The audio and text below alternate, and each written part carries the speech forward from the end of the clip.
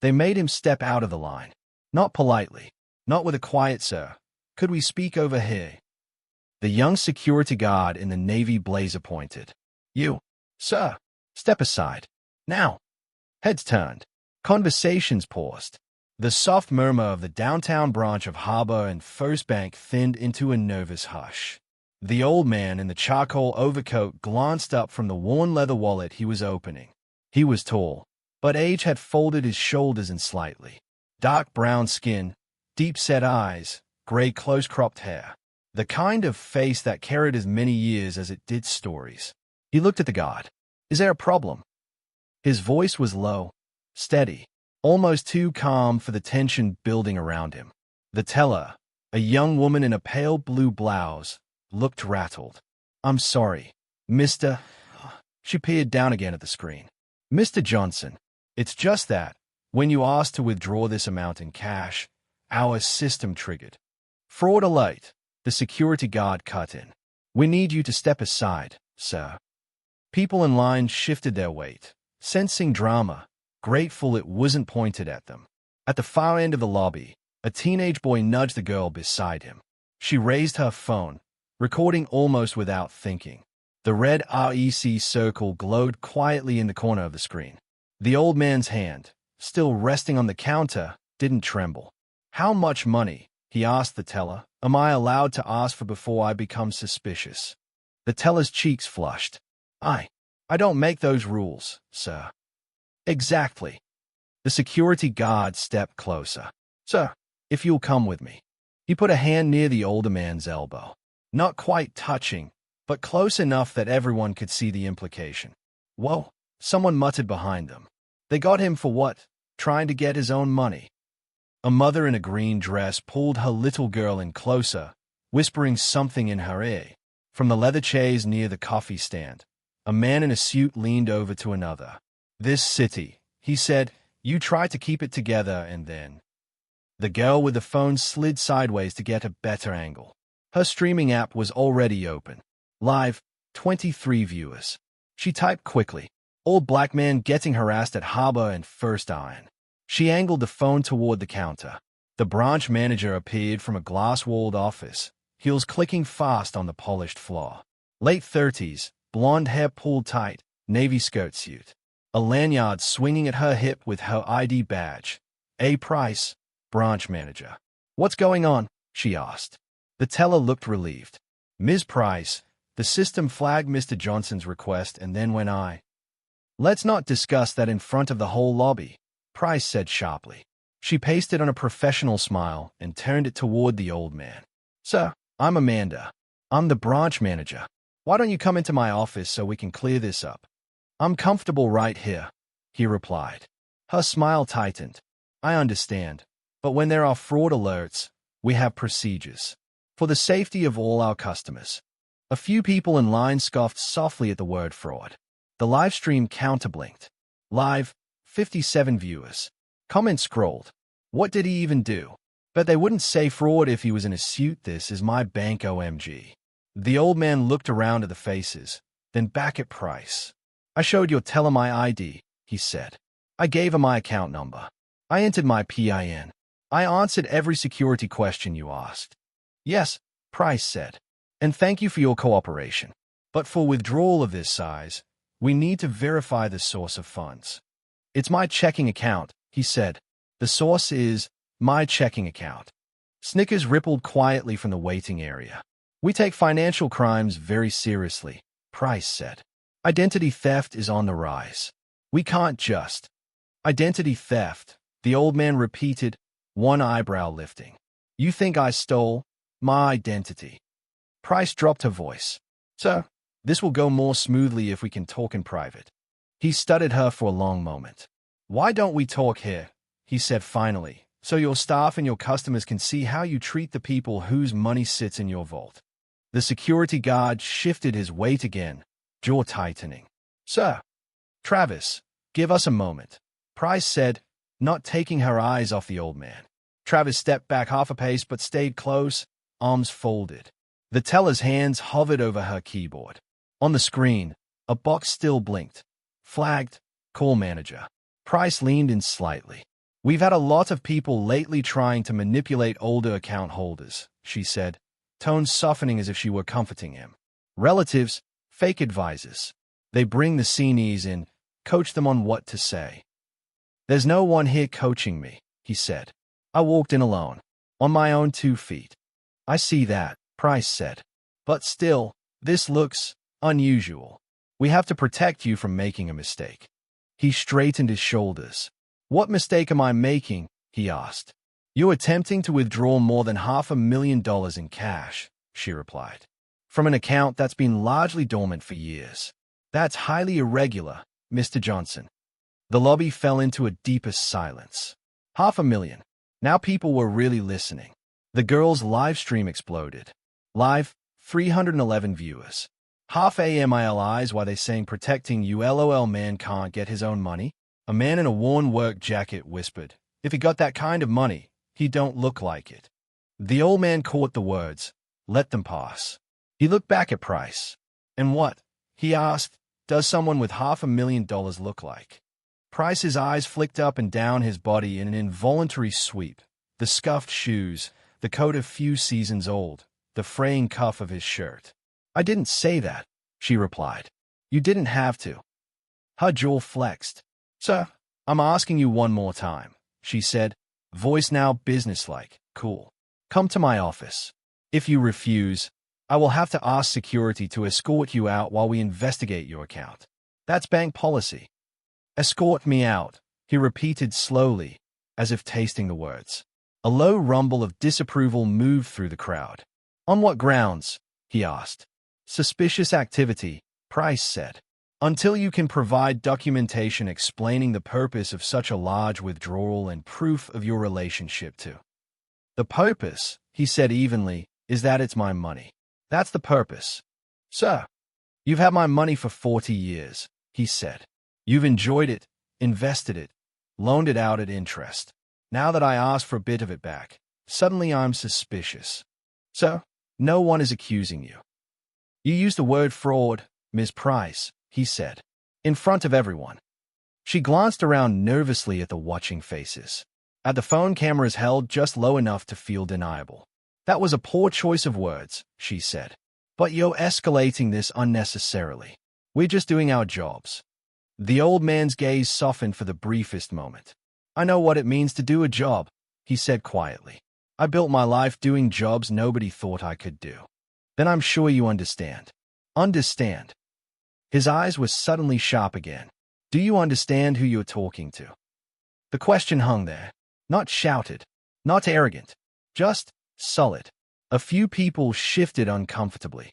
The girl's live stream comments flashed faster. He bowed to say here's the owner watch face with tears of joy. This feels bad. Someone tagged the news. Keep recording. Price crossed her arms. I'm talking to a customer whose account is under review, she said.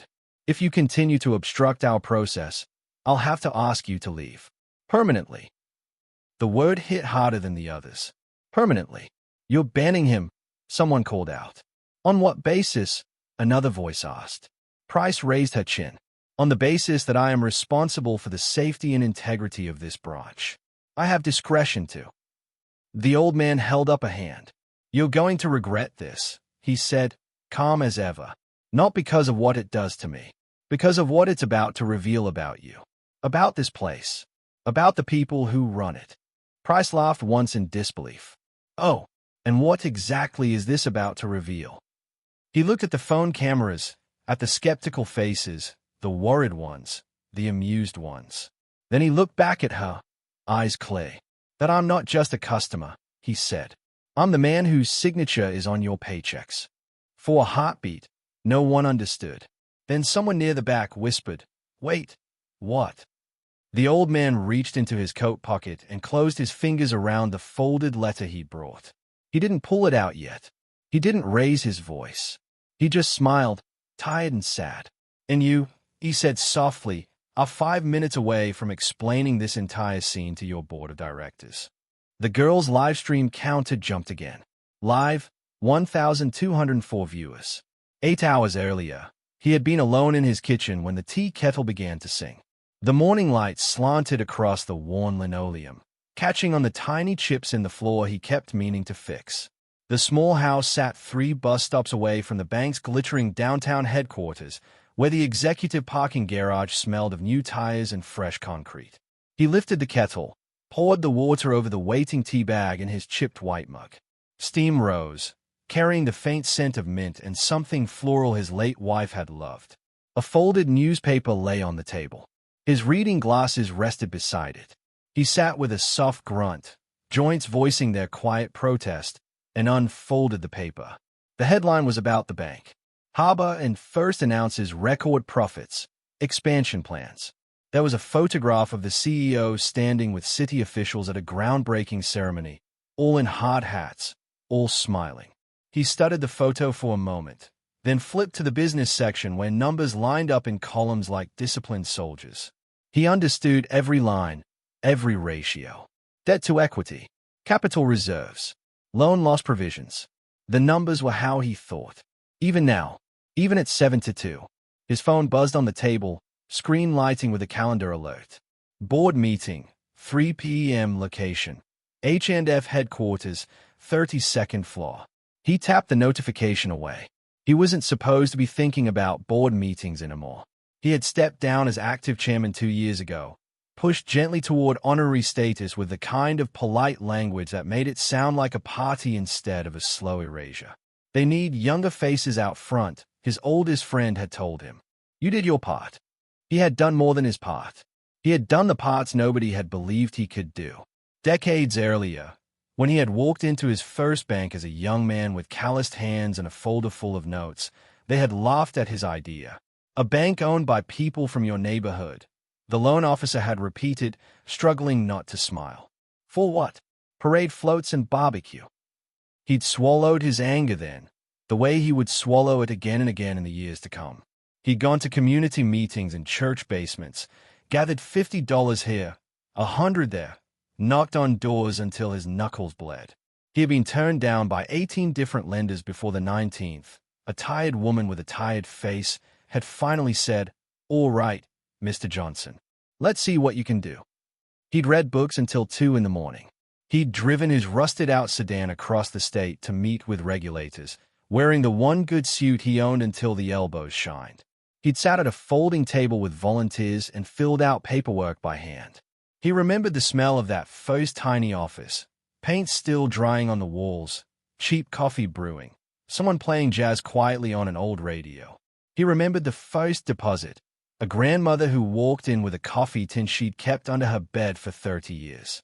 "You really gonna keep this safe?" she'd asked. "Yes," he'd said. "That's a promise." He kept it. Through recessions, through predatory competitors, through his own mistakes. He learned fast and he learned hard. He hired people who knew things he didn't, but he never let them forget who the bank was for. It wasn't perfect. It wasn't easy. But Harbor and First grew. They dropped the community from the name when they went public. He'd argued against it, but the consultants had convinced the board it sounded small time. Names matter, he'd said quietly, but the new generation heard old-fashioned and smiled that neutral, dismissive smile. He stayed on the board, his presence both a comfort and a nuisance to executives who liked to say things like heritage and legacy while gently moving him further from the center of the table. His portrait hung in the lobby of headquarters, a younger version of him captured in oil, smiling slightly against a backdrop of gold and blue. He hadn't been inside the downtown branch in over a year. The last time, an older teller had recognized him, stood up straighter, called him Mr. J with respect in her voice. She was gone now. Retired, laid off, reassigned. He didn't know. He sipped his tea, letting the warmth slide down and settle his nerves. The letter lay on the table beside his mug. A crisp, heavy paper document from the board's law firm. It summarized his holdings, his rights, his authority. It was, essentially, a reminder. Even honorary positions had teeth, when the shares behind them were large enough. He wasn't the majority shareholder. Not anymore. He had sold chunks over the years to fund expansions, to create scholarships, to pay for his wife's treatments when insurance had refused. But he still held enough. Enough to be listened to. Enough to be dangerous if ignored. He ran his thumb across the raised letterhead at the top. He hadn't planned to make a scene today. He'd gotten up, ironed his shirt, tied his tie with fingers that remembered the motion even when they shook slightly now. He'd planned to withdraw the cash quietly, hand-deliver it to a community center across town that was about to lose its lease. The city was redeveloping the block, which meant another luxury condo tower and another set of displaced families. The director of the center had cried when he'd told her his plan. "This will save us," she'd said, wiping her eyes. "We can't lose this place. Not after everything." He hadn't told her where the money would come from. He hadn't told anyone. It had felt right. Poetic, even. Money that had grown in the vaults of a bank he'd built from nothing, flowing back into the people it was meant to save in the first place. He'd put on his coat, slipped the letter into the inside pocket, and left his house, locking the door behind him. By the time he reached the branch, the morning rush had thinned. The lobby hummed with the quiet business of midday. Customers at desks signing loan documents, a couple arguing softly over a credit card bill, a college student cashing a check. He'd stepped inside, inhaled the familiar mix of printed toner and anxiety. Nobody had looked up. He'd waited in line like everyone else, feeling neither more nor less important than the man ahead of him in a delivery uniform.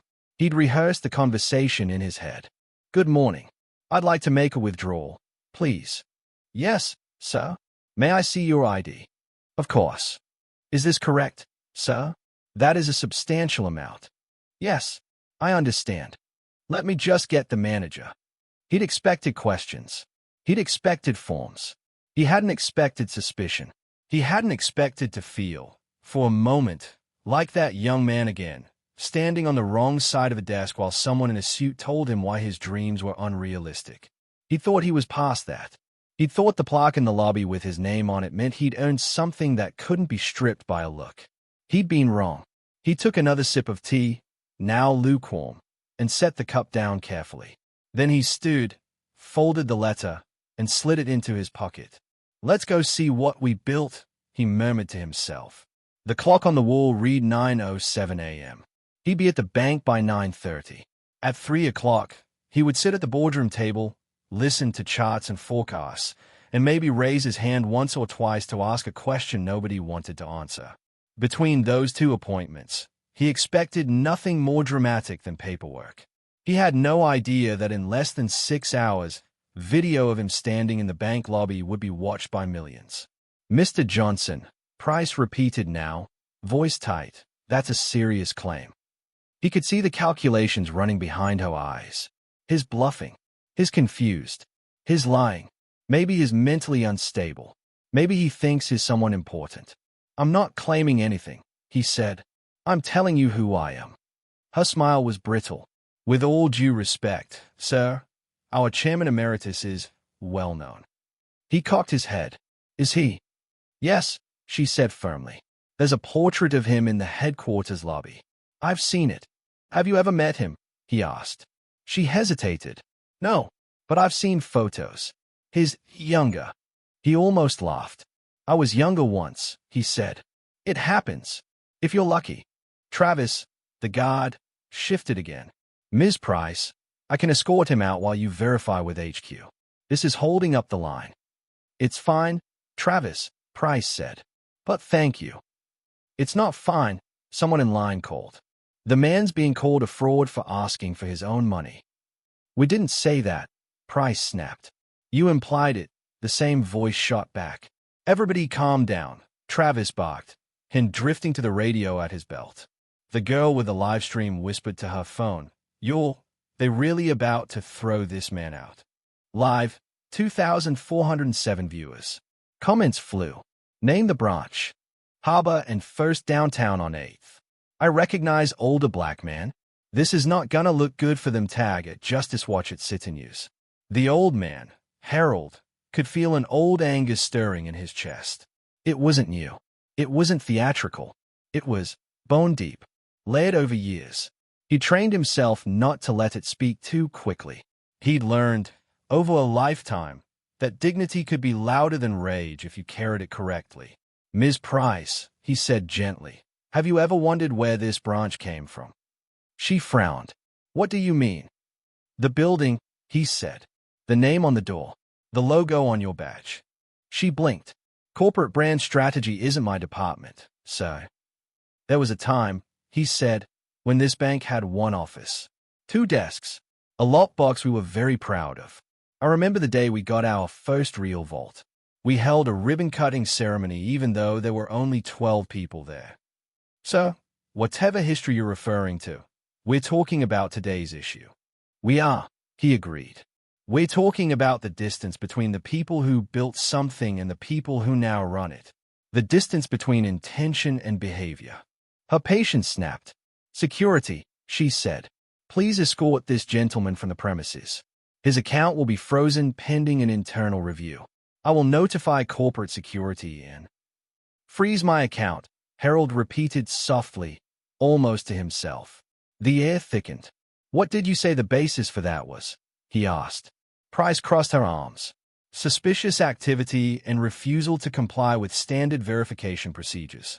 Travis stepped fully to Harold's side now. Sir, let's go. He reached for Harold's elbow. Harold pulled his arm back gently but firmly. Don't put your hands on me, son, he said quietly. We don't need to do that today. Travis hesitated, then lowered his hand. Sir, I'm just doing what I'm told. I know, Harold said. And in a moment you're going to be glad you didn't follow that order all the way through. A ripple of murmurs. Price's cheeks flushed red. Are you threatening my staff? She demanded. I don't threaten people, Harold said. I inform them. He reached into his coat and took out the folded letter. The room seemed to lean forward. He unfolded it calmly, smoothed it with one hand, and placed it on the counter. Read that, he said. Price hesitated, then leaned closer. The letterhead was unmistakable, the law firm Harbor and first used for its corporate governance. The words beneficial owner and voting rights appeared near the top. Her eyes scanned fast, then stopped. Her gaze flicked to the name at the top of the document, then to the ID he'd set on the counter earlier, then back to the letter. Her face drained of color. There's got to be a camera closer, the livestream girl whispered, edging nearer. She zoomed in, but she was too far to catch the words. Live, 4,893 viewers. What's on the paper? Looks official AF manager's face with tears of joy, face with tears of joy, face with tears of joy. What now? We get a lot of fake documents brought in, Price said, but the confidence had bled out of her voice. This doesn't prove. Call the number at the top, Harold said. Ask for corporate counsel. Use the direct extension. It's right there. He tapped the page lightly. I don't have to call anyone, she snapped reflexively, clinging to authority. Yes, he said calmly. You do. Something in his tone, quiet but unyielding, made a few people in the lobby straighten in their seats. The mother in the green dress pulled her phone out now, too, hitting record. Do it, someone else called. Call them. Yeah, call the number, another chimed in. Let's see who he is. Price realized, suddenly, that this wasn't just about one customer anymore. Every second she delayed, every word she chose, was being captured. Potentially, everywhere. Her throat went dry. She signaled to the teller. Mute your line. Then she picked up her desk phone from behind the counter, turned the letter slightly so she could read the number, and dialed. Harold watched her fingers tremble slightly as she keyed the extension. The lobby was so quiet that the faint ring on the other end seemed amplified. Once, twice. Corporate legal, a woman's voice answered. This is Amanda Price, branch manager at the 8th Street location, Price said, trying to inject professional steadiness into her words. I need to verify a document that was presented to us. Of course, the voice said. What kind of document? It's an ownership statement, Price said. She swallowed, purporting to identify one of our major shareholders. Harold noticed the small correction. Our ownership had become communal when she felt exposed. And what's the name on the document? The voice asked. Price glanced at Harold, who watched her calmly. She read his name. There was a pause on the line. Then the voice said, more slowly, and what exactly is your question, Ms. Price? I need to confirm that this is authentic, Price said, and that this individual is who he says he is. Ms. Price, the lawyer said, and there was something in her tone now. A mixture of disbelief and something sharper. "You telling me that Mr. Harold L. Johnson is standing in your branch with a copy of his beneficial ownership statement, and you don't recognize him?" Harold almost felt sorry for the manager. Almost. Price's eyes widened. Her gaze flicked to Harold again as if seeing him for the first time. She stammered. "There's a photograph in headquarters, but he looks older now, and he came in asking for a large cash withdrawal in our system." "Ms. Price," the lawyer cut in. "Put me on speaker." Price's fingers fumbled with a button. A quiet click. Then the lobby could hear the faint, crisp voice. "Mr. Johnson," the lawyer said. "This is Renee Park, corporate counsel. Is that you?" Harold inclined his head toward the phone. "Good morning, Ms. Park." The sound system on the phone didn't flatten his voice. It carried, warm and steady, across the marble floor. "Good morning, sir," Park said. There was a new, careful reverence in her tone. "I wasn't aware you were visiting that branch today. I wasn't aware I needed to notify anyone when I walked into my own bank," he replied mildly. A few people in the crowd let out quiet, astonished laughs. Price closed her eyes briefly. I'm terribly sorry, Mr. Johnson," she blurted. "If I had known." "But you didn't know," he said. "That's the point." On the live stream, the chat went nuclear. "Oh my God, he is the owner corporate counsel, just called him Mr. Johnson with respect, loudly crying face. This is a whole movie tag Netflix." "Ms. Park," Harold continued, "I came in to withdraw some money. It seems my account has been flagged for suspicious activity. I've been implied to be a fraud, and Ms. Price here is in the process of freezing my funds and banishing me from the premises." He didn't raise his voice. He didn't exaggerate. He just laid the facts out like financial statements. Silence on the other end. The lawyer was no doubt imagining the PR fallout, the legal liability, the board's reaction. "That is unacceptable," Park said finally. "Mr. Johnson, you have full access to your accounts.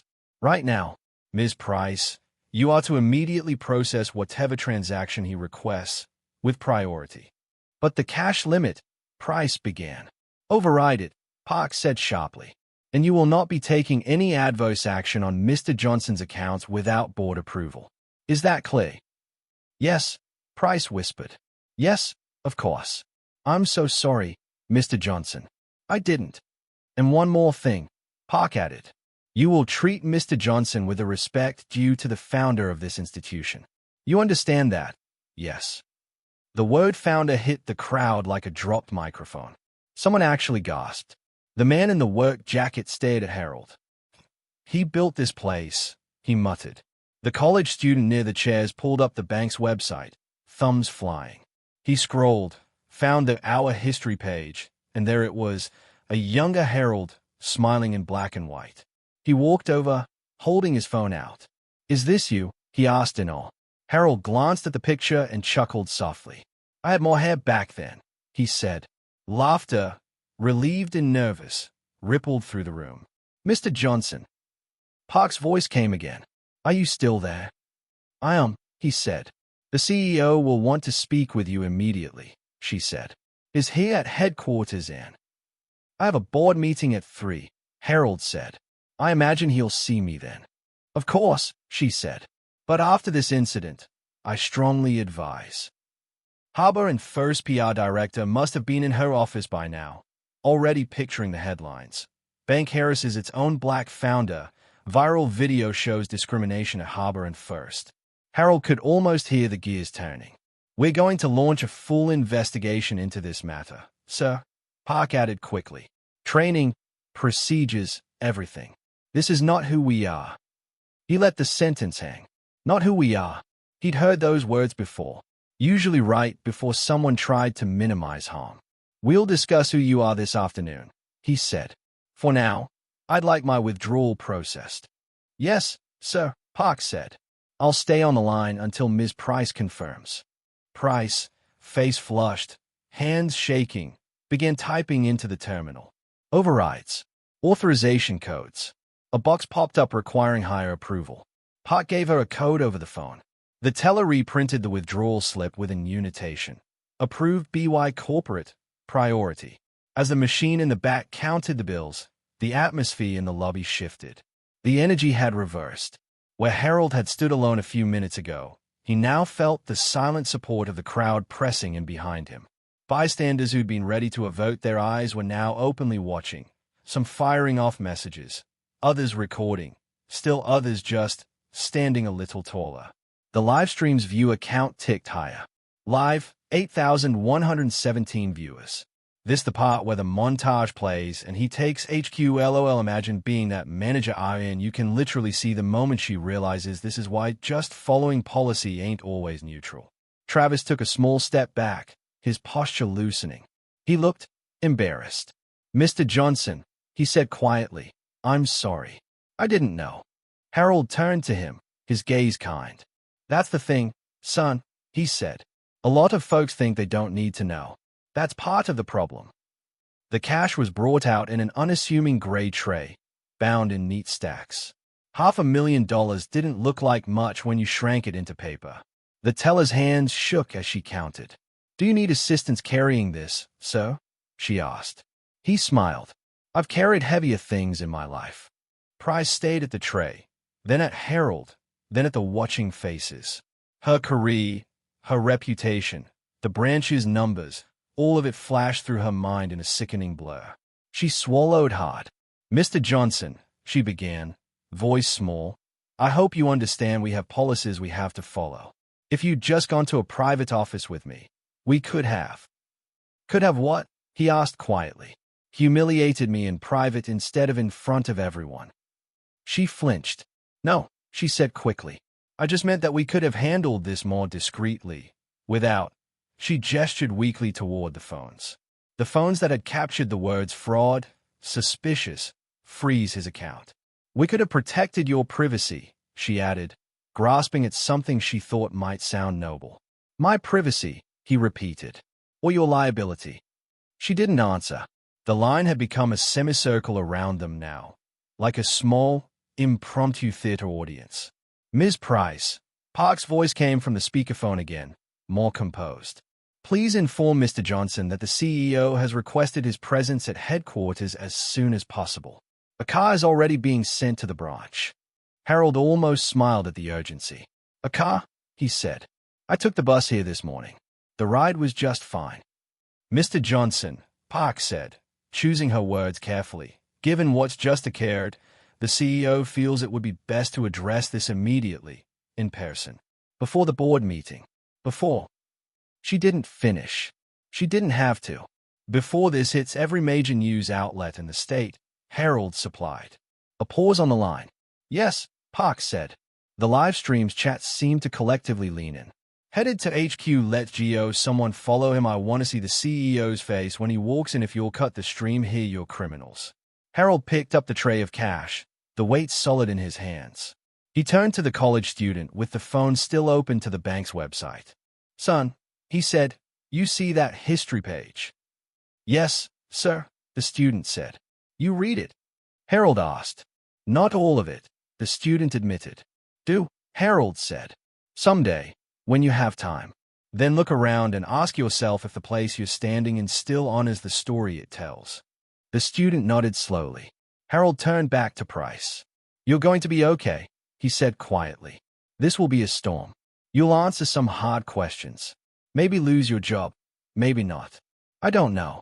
That's not my decision. Her eyes filled unexpectedly with tears. She tried to blink away. You could tell them I was just doing my job, she said hoarsely. I will tell them exactly what happened, he said, including the part where you chose to escalate instead of listen. A car horn sounded faintly outside, urgent and expensive. Harold slipped the letter back into his pocket. He looked around at the watching faces one last time. Folks, he said, I apologize for the disruption to your day. I hope, if you ever find yourself on this side of the counter, someone gives you the benefit of the doubt you deserve. He walked toward the glass doors. Phones tracked him like spotlights. As he stepped outside into the bright afternoon, the girl with the live stream caught his profile, the deep lines around his eyes, the steadiness of his stride. Her viewers spammed the chat. Legend protect this man at all costs. We need part 2 at HQ. Behind him, the automatic doors whispered shut. Inside, the lobby buzzed with the low roar of people realizing they had just watched something much bigger than a minor inconvenience. The car waiting at the curb was black and sleek, a luxury sedan with tinted windows. The driver scrambled out, opening the rear door with a deferential bow of his head. "Mr. Johnson," he said, "I'm here to take you to headquarters." Harold regarded the car for a long moment. He thought about the time he had walked to meetings because he couldn't afford bus fare, shoes worn thin by miles of concrete. He thought about the time he had sat in chairs outside conference rooms while men inside decided whether his dream was worth the risk. He thought about the community center that would, in a few hours, receive an envelope that would keep its doors open. "Thank you," he said simply, and eased himself into the back seat. As the car pulled away, the girl on the sidewalk kept her phone trained on the shrinking figure until the sedan merged into traffic and disappeared. Her stream ended with a flood of notifications. Live ended, 12,437 viewers, replay saved. By the time the car reached the glass tower of headquarters, the clip of Harold standing in the branch lobby had already been reposted, stitched, captioned, and shared. People were arguing in the comments. "This is fake," someone edited in the corporate counsel voice. "No, that's her. I work there. That's literally her. That manager is done." Up on the 32nd floor, the CEO of Harbor and First stared at his tablet, watching the same clip. His face, normally affable, was pale. "How many views?" he asked the PR director. "We're at 500,000 across platforms," she said, scrolling frantically. "It's trending in 3 states already. The #OurOwnBank hashtag is picking up. So is #BankWhileBlack. And #HarborFirst. Investor relations?" he asked. "They've already called twice," she said. "They want to know what we're doing." He pinched the bridge of his nose. "Legal?" he asked. "Renee's with us," the PR director said. On speaker, the lawyer's voice came through the room. "He's on his way up." The CEO swallowed. It wasn't the first time he'd met Harold. They'd shaken hands at events, taken staged photos, exchanged polite compliments. But he had never seen him angry. He wasn't sure he wanted to. "Okay," the CEO said, half to himself. "When he gets here, we apologize. We listen. We fix it. We make a statement about values, diversity, training. We do more than that." Renee's voice cut in. "This is systemic. The way that manager spoke to him, that wasn't just a bad day. That was our culture." The CEO bristled. "I won't be crucified over one employee's misstep." "Crucified?" Renee repeated. "The founder of this bank was just treated like a criminal because he didn't fit someone's idea of what wealth looks like. And it's on video, with your logo in the background." Silence. The elevator dinged. The CEO turned. Harold stepped out, carrying nothing but his coat over his arm and the weight of 72 years of lived experience on his shoulders. Everyone in the boardroom rose reflexively. "Harold," the CEO said, forcing a smile. "I am so." "Sit down," Harold said quietly. The CEO sat today. Harold walked to the head of the table, the seat that had once been his. He didn't sit.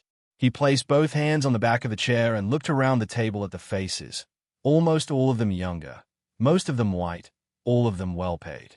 Some looked genuinely stricken, others guarded, a few annoyed, as if this incident were an inconvenience rather than a crisis. He held their gaze, one by one. "Before we start," he said, "who here has seen the video?"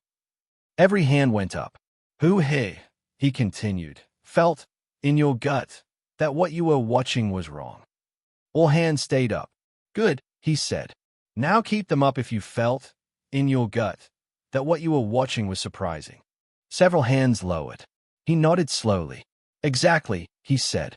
"For some of you, this was a shocking aberration. For others, it was familiar, predictable, even. That's the split we're going to talk about today." The PR director shifted in her seat. "We've prepared a draft statement." "Own it," Harold said without looking at her. Her mouth snapped shut. The CEO cleared his throat. "Harold, I want to say personally how sorry I am. Amanda will be suspended immediately, and our HR team." This is bigger than Amanda, Harold said. She's a symptom. You're the disease. The CEO flinched as if struck. Now, hold on, he protested. We've invested heavily in diversity initiatives. We have training, mentorships. How many black executives sit at this table? Harold asked, cutting him off. The CEO glanced around, saying nothing. Latino? Harold asked. Asian? Indigenous? How many people from the neighborhoods that built this bank have a voice when you decide where the money goes? No one answered. Harold let the silence stretch. Your statements, he said, will not fix this. Your hashtags won't either. What happened this morning happened because somewhere along the way, this institution forgot not just who I am, but who it is. He stepped around the chair and finally sat, slowly, deliberately, reclaiming his place at the head of the table. Every small motion felt like a verdict. Let's talk about consequences, he said. News broke before the meeting was even over. Local bank under fire after viral video shows founder accused of fraud in his own branch. Cable news anchors, hungry for narrative, pounced. This is unbelievable, one said, footage playing on a loop behind him. That's the founder of the institution being treated like a potential criminal because he doesn't fit the profile of who they expect to be wealthy. This raises serious questions about implicit bias in the financial system, another chimed in. Joining us now is a civil rights attorney who, on social media, users dug up old marketing slogans. Your community, your bank. Where everyone belongs.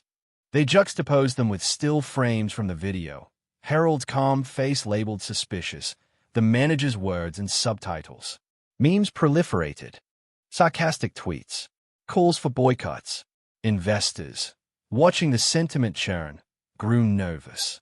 By the next morning, Harbor and Fo's stock price had dropped 3%. By the end of the week, it was down 9%. The board's phone lines lit up, not just with reporters and activists, but with large shareholders asking pointed questions. What are you doing about this? They demanded. What are you doing to make sure this doesn't happen again?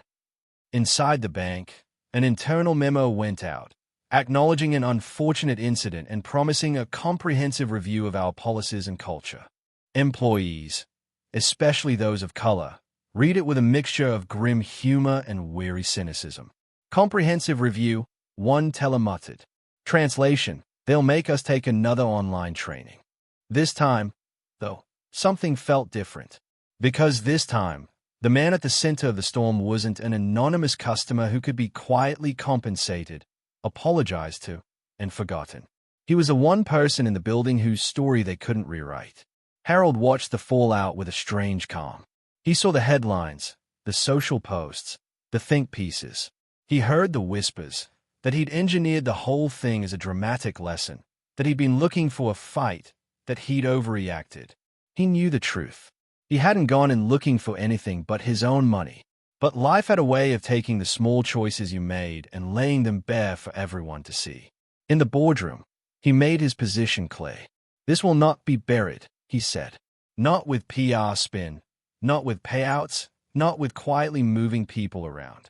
What do you suggest? The CEO asked, sounding more tired now than defensive. Real consequences, Harold said. Not just for one manager. For us. He laid out his terms.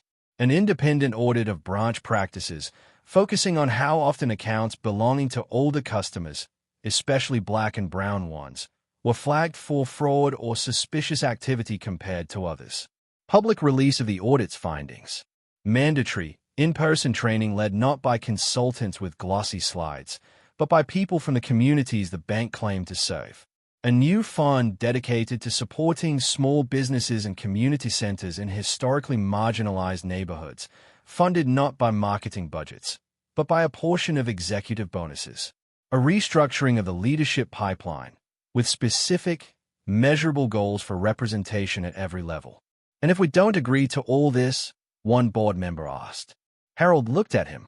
Then I go public with exactly what happened this morning, he said. Not just the video. Every detail, including your response in this room. You tank your own bank, the board member asked incredulously. I'd rather break something than watch it rot from the inside, Harold said quietly. It wasn't a threat. It was a truth. He had spent his life building this institution to be a bridge, not a gate. If it had become a gate, maybe it needed to be torn down and rebuilt. After a long, tense silence, the CEO nodded. All right, he said. We'll do it. Not because he suddenly became a better man, Harold knew, but because the cost of not doing it had become higher than the cost of change. That, too, was a kind of justice. Several weeks later, Harold stood in front of the same branch. The winter air had a bite to it now. The light slanted different. On the glass door, a small sign had appeared. We are undergoing training to serve you better. Thank you for your patience. Inside, the lobby looked almost the same, but the energy felt altered. The new branch manager, a woman in her 40s with braids pulled back neatly in a steady gaze, greeted customers with awareness that went beyond script. Good morning, she said to Harold as he entered. Welcome to Harbor and First. He smiled. Good morning. This time, she recognized him. Not because of the video, though that had made him unexpectedly recognizable in places he'd never imagined, but because she'd worked for the bank for 20 years, mostly in back-end operations, and she knew the history by heart. His history. Her eyes flicked to the community board on the wall, where a flyer now hung. Community listening session with Harbor and First leadership hosted by founder Harold L. Johnson. You ready? She asked with a small smile. As I'll ever be, he said. In the weeks since the incident, Harold had found himself busier than he'd been in years. Reporters had requested interviews. He'd given a few, carefully redirecting attention to the broader issues rather than his own indignity. He'd turned down offers to be the face of ad campaigns or public apology tours. I'm not your shield, he told the PR director. I'm your mirror. Look at what you see. The independent audit had begun. Its preliminary findings were sobering, if not surprising. Accounts belonging to black customers were flagged for additional review at nearly twice the rate of others. Older customers were 5 times more likely to have withdrawals questioned. Complaints from certain zip codes were disproportionately dismissed. The report, when released, made headlines. The bank's leadership didn't look good. But that was the point. You can't heal what you won't admit, Harold said at the press conference. He watched as the CEO stood beside him, swallowing pride, acknowledging failures. He watched as employees across the organization began to speak more openly in internal forums, sharing experiences of bias, microaggressions, structural barriers. Some of it was messy. Some of it hurt. Change usually did. Harold's days filled with meetings, not just with executives and lawyers, but with community organizers, small business owners, pastors, youth mentors. He insisted they be part of the process. You don't fix a house by asking only the people who built it what to do, he said. You ask the people who live in it. He returned to the community center he'd helped save, this time not with an envelope but with a formal partnership agreement. Harbor and First would fund financial literacy workshops, homework help programs, small business incubators. Not as charity, as restitution. At one of those workshops, a teenage boy asked him, So you're like the boss of the bank, right? Harold chuckled. Something like that. So why you still live over there? The boy asked, naming Harold's modest neighborhood. Because that's home, Harold said simply. And because I want folks to know I didn't forget where I came from. Online, the initial fury around the video slowly transformed into something more complex. Some people remained skeptical. They're just doing this cause they got caught, don't trust any of it. Others saw hope. My cousin works there. She said things are actually changing. They promoted a woman from our neighborhood to manager. They came to our school with real info, not just some brochure. The branch on 8th Street remained both a symbol of harm and a laboratory for change. The original manager, Amanda Price, had been placed on leave during the investigation. Some called for her head. Others pointed out that punishing one person wouldn't dismantle the system that had shaped her choices. Harold thought a lot about what justice meant in her case. He could have quietly urged the board to fire her, let her become a cautionary tale. He didn't. Instead, he requested that she be retained in a non-customer-facing role, conditional on her completing intensive training and participating in community listening sessions, as a listener, not a speaker. She needs to sit in rooms where people talk about what it feels like to be treated the way she treated me, he said. She needs to hear it until it sinks past her defenses. Some people called him soft. He didn't mind. Accountability, he believed, wasn't the same as vengeance. At one of those listening sessions, months later, Amanda sat in the back of a crowded community center, hands folded in her lap, as a line of residents took turns at the microphone. One older woman, hair wrapped in a colorful scarf, looked directly at her as she spoke. "I saw that video," the woman said, voice trembling. "Not because I wanted to, but because my grandson shoved his phone in my face and said, 'Grandma, this looked like what they did to you, right?'" She took a breath. "And he was right," she said. "They treated me like I was trying to steal my own money. Asked me questions they didn't ask the lady in front of me. Told me to sit down and wait while they checked some things. You looked at that man like he didn't belong, like he was in the wrong lobby just by standing there." Amanda's eyes filled with tears. "I can't change what happened," the woman continued. "But I'm here because I want you to know how it felt. It felt like being erased. Like my whole life, working, saving, raising kids, paying bills, didn't count for nothing when you looked at my face." Harold watched Amanda's shoulders shake silently. This was part of the work, too. Not easy, not quick, but real. Several months after the incident, the world had moved on to its next outrage, its next viral moment. That was the nature of things. But at Harbor and First, ripples from that day still moved quietly beneath the surface. New faces appeared on internal memos, people from backgrounds that had rarely made it past entry-level before. Branch managers attended not just training, but roundtables where their performance metrics were redefined to include not just profit, but community impact and customer trust. The bank's stock price, after its initial drop, stabilized. Some investors grumbled about woke overreaction. Others recognized that institutions that ignored such issues didn't fare well in the long run. The bank's annual report included, for the first time, an entire section on equity and accountability, written in plain language, not PR fluff. Harold's life didn't become easier. If anything, it got busier. He found himself in demand as a speaker, a consultant, a symbol. He accepted some invitations, refused others, always wary of being turned into a token. He insisted, wherever he went, on telling the whole story. Not just the humiliating moments, not just the triumphant reversal, but the decades in between. The nights when he'd considered walking away. The compromises he regretted. The people who had believed in him when they had nothing to gain. He made sure to keep doing the quieter work, too. Sitting with a single mother in a cramped office, helping her understand her mortgage. Talking to a group of high schoolers about compound interest in a language they could relate to. Showing up at the community center Saturday open house with a tray of cookies and a stack of brochures that didn't just talk about loans, but about rights. One afternoon, he sat on a bench outside the bank, watching people go in and out. A young man in a suit brushed past an older woman at the door, almost knocking her aside. "Sorry," he said absently, barely breaking stride.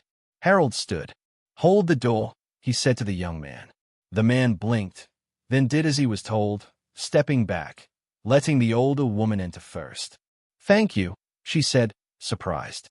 Harold settled back on the bench. It was a small thing, but small things, in aggregate, became culture. He knew that better than anyone. A teenager strolled by, earbuds in, hoodie up. He glanced at Harold, squinted, then slowed. "Hey," the teen said. "You're that dude from the bank video, right?" Harold smiled. "That's what they tell me." The teen grinned. "My mom made me watch that like 5 times. She was like, 'You see how he didn't yell? You see how he stood his ground?'" Harold chuckled. "Your mom sounds wise." She said, "Don't let nobody tell you you don't belong where you know you've earned your place." Harold's smile faded into something softer. "She's right," he said. The teen shifted his backpack. "So, like, our bank's always gonna be like that. You know, looking at you sideways." "Not if we keep pushing," Harold said. "Not if people like you keep asking that question. Not if people like me use what we've got to change things from the inside." The teen nodded thoughtfully. "Cool, He said, I'm thinking about studying business. Maybe finance. Harold's eyes lit up. Then come by the community center Tuesday. We're running a workshop. I'll save you a seat. For real? The teen asked. For real, Harold said. The teen grinned. Bet. He ambled off, texting someone about the encounter. Harold watched him go, feeling a familiar mix of worry and hope. He thought about that first day in the tiny office, the grandmother with the coffee tin. He thought about the $500,000 he'd withdrawn in front of cameras, and the $500,000 more he'd quietly moved to places where the cameras didn't reach, but the impact would. He thought about the branch manager who had looked at him and seen a problem instead of a person, and the way she now sat in community meetings, listening more than she spoke. He thought about the CEO, humbled in front of a man he'd once treated as a ceremonial figurehead, now forced to reckon with the living, breathing human shaped by the history he preferred to relegate to plaques. He thought about his wife, gone now, and what she'd say if she'd been there that day in the branch. Keep your head, he imagined her voice. But don't let them take your dignity. He hadn't. He wouldn't. He rose from the bench, joints protesting, and started toward the community center. There was work to do. There would always be work to do. Not the kind that made headlines, most days. The kind done in quiet rooms, with patient explanations, with hard conversations, with steady, uncompromising love for people who'd been told too many times they were asking for too much. If you'd been standing in that bank lobby the moment the security guard first pointed and said, "You, sir, step aside," who would you have been? The person averting your eyes, hoping it all resolved quickly? The one murmuring, "Policy is policy"? The one filming, broadcasting the injustice to the world? The one speaking up, risking a manager's glare to say, "This isn't right"? Or the person behind the counter, following a procedure you didn't write, with biases you didn't choose, but still making a choice? We like to imagine we'd be the hero that would recognize the founder in our midst, that would see the humanity in the stranger asking for what's his. But most of the time, the test doesn't come with a caption or trending hashtag. It comes as a moment of uncertainty, a flicker of discomfort, a choice between suspicion and curiosity, between control and compassion. So here's the question only you can answer. When you next find yourself holding even a little bit of power over someone else, at a counter, in a meeting, online, in your own home, what story will the way you use it tell about you? And if someone were recording that moment, would you be proud to see it shared?